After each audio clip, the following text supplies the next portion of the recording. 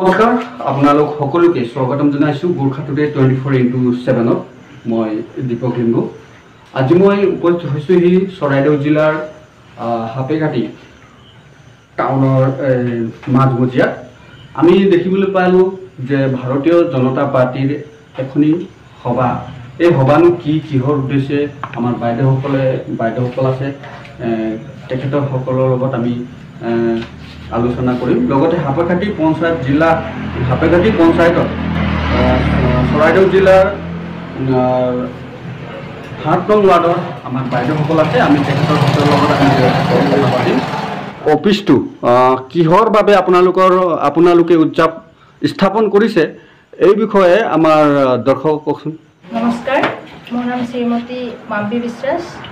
মই হাপেঘাটি গাঁও পঞ্চায়তৰ 7 নং ৱাৰ্ডৰ 15 নং বুথৰ ৱাৰ্ড সদস্য হিচাপে প্ৰাৰ্থিত্ব প্ৰদান কৰিছে ৰাইজে।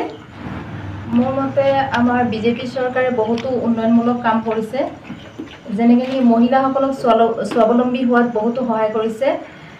তাৰ ভিতৰতে আমাৰ যেনেকৈ অৰুণোদয় আঁচনি, মহিলা উদ্যমিতা আঁচনি, সেইবিলাক বহুতো উন্নয়নমূলক কাম কৰিছে।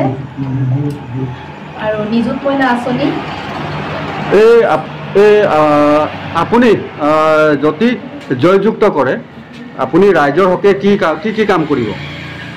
ৰাইজৰ হকে ৰাইজে মোক যেতিয়া মানে ছাপৰ্ট দি পিনে ধৰক মোক এতিয়া প্ৰাৰ্থিত্ব প্ৰদান কৰিছে, তেতিয়াহ'লে ৰাইজৰ যিবিলাক অভিযোগ আছে, যেনেকৈ ৰাজহুৱা কামবিলাক কৰিম বুলি মই মানে আশা ৰাখিছোঁ।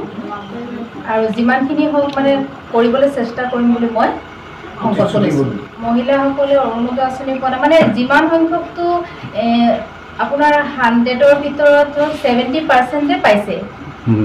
কিছুমান মানুহ থাকি গৈছে, সেইখিনিও আমাৰ চৰকাৰে হয়তো আগন্তুক দিনত সেইখিনিও পূৰণ কৰিব বুলি আশা কৰিছোঁ। মই ক'ব বিচাৰোঁ যে আমাৰ ৰাইজৰ সহায় সহযোগিতা আৰু আশীৰ্বাদ যাতে কৰি মোক জয়যুক্ত কৰে।